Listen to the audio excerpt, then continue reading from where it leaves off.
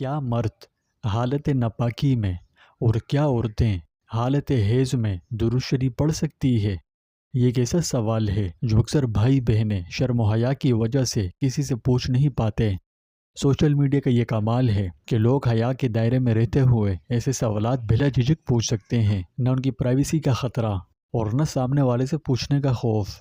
خیر، آپ میں سے کچھ ویورز نے ہم سے یہ سوال پوچھا ہے کہ اگر ایک مرد جو حالت ناپاکی میں ہے یا ایک عورت جو حالت حیض میں ہے یعنی پاکی کی حالت میں نہ ہو، تو کیا اس حالت میں عورتیں درود شریف پڑھ سکتی ہیں؟ آج ہم قرآن و حدیث کی روشنی میں اس سوال کا واضح اور آسان جواب تلاش کریں گے۔ یہ بہت اہم ویڈیو ہے اور آپ کی فرمائش پر بنائی جا رہی ہے، اس لیے اس ویڈیو کا آخر تک لازمی دیکھیں، اور اگر آپ فیوچر میں بھی ایسی ہی مزید ویڈیوز دیکھنی چاہتے ہیں تو بھی ہمارے چینل کو سبسکرائب کر کے بیل آئیکن پر کلک کیجیے۔ پیارے دوستوں، ہمارے چینل پر دوبارہ خوش آمدید، جہاں ہم اسلام کی خوبصورت تعلیمات شیئر کرتے ہیں۔ سب سے پہلی بات، درود شریف محض الفاظ کا نام نہیں۔ اکثر لوگ ایسے ہیں جنہیں اس کی طاقت کا اندازہ نہیں۔ حبیب خدا صلی اللہ علیہ وآلہ وسلم نے درود و سلام پڑھنے والوں کو عزت، بخشش، وسعت رزق، گھر میں برکت، درجات کی بلندی، حاجت روائی اور دیگر کئی فضائل و برکات کی بشارتیں عطا فرمائی ہے۔ یہ محبت ہے، یہ نور ہے، یہ وہ تحفہ ہے جو ہم اپنے نبی صلی اللہ علیہ وسلم کو پیش کرتے ہیں۔ اگر بندہ پوری توجہ اور درود شریف کی معنی پر غور کرتے ہوئے خلوص نیت اور ادب و تعظیم کے ساتھ درود شریف کی کثرت کرے تو اسے بے شمار فائدے حاصل ہوں گے، جن میں سے چند اہم فائدے یہ ہیں۔ رسول کریم صلی اللہ علیہ وآلہ وسلم کی محبت دل میں بیٹھ جائے گی۔ چونکہ بندہ اپنے محبوب کی اطاعت کرتا ہے، یوں جب درود شریف پڑھنے والے کے دل میں پیارے مصطفیٰ صلی اللہ علیہ وسلم کی محبت بیٹھ جاتی ہے تو بندہ اپنے پیارے محبوب صلی اللہ علیہ وسلم کی اطاعت بھی کرتا ہے اور سرور کائنات کا مطیع و فرما بردار بن جاتا ہے۔ بخاری شریف میں فرمان مصطفیٰ صلی اللہ علیہ وآلہ وسلم ہے کہ بندہ جس سے محبت کرتا ہے اسی کے ساتھ ہوگا۔ تو درود شریف پڑھنے سے چونکہ دل میں نبی کریم صلی اللہ علیہ وسلم کی محبت بیٹھ جاتی ہے، تو اس محبت رسول کی وجہ سے انشاءاللہ حشر کے میدان میں رسول کریم صلی اللہ علیہ وسلم کا ساتھ نصیب ہوگا۔ درود شریف پڑھنے والا چونکہ محبت رسول کی بدولت سرکار دو عالم صلی اللہ علیہ وسلم کی اطاعت کرتا ہے، اور اطاعت رسول کریم صلی اللہ علیہ وسلم کا انعام اللہ کریم یہ عطا فرماتا ہے کہ وہ قیامت کے دن انبیاء و صدیقین و شہداء اور صالحین کے ساتھ ہوگا، اور ان سب نفوس قدسیہ کے سردار خود حضور سرور کائنات صلی اللہ علیہ وآلہ وسلم ہیں۔ تو نتیجہ یہ نکلا کہ درود پاک پڑھنے والا ان سب مقبولان الہی کے ساتھ ہوگا۔ قرآن کریم میں ہے کہ اطاعت رسول کریم اللہ پاک کا محبوب بناتی ہے۔ قُلْ إِن كُنتُمْ تُحِبُّونَ اللَّهَ فَاتَّبِعُونِي يُحْبِبْكُمُ اللَّهُ۔ اے محبوب، تم فرما دو کہ لوگوں، اگر تم اللہ کو دوست رکھتے ہو تو میرے فرما بردار ہو جاؤ، اللہ تمہیں دوست رکھے گا۔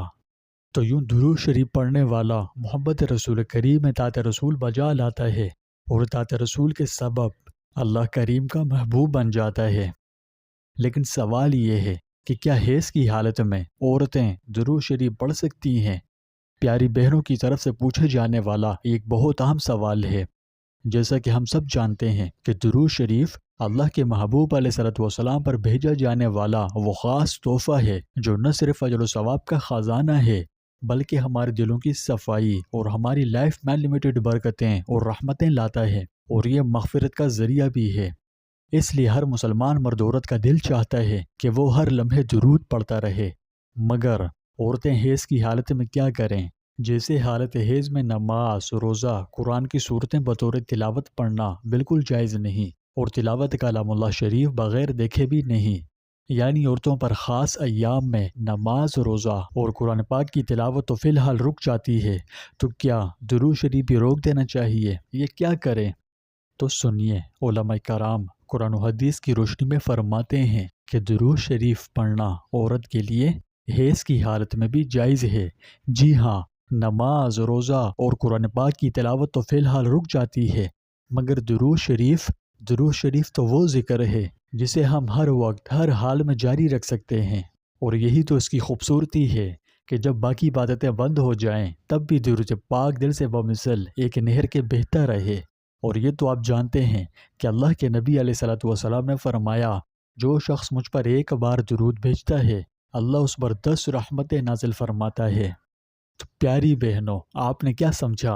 عورت جب حیض میں ہو تو وہ نماز، روزہ اور قرآن کی تلاوت سے روک دی جاتی ہے، لیکن درود شریف کا معاملہ اس سے مختلف ہے۔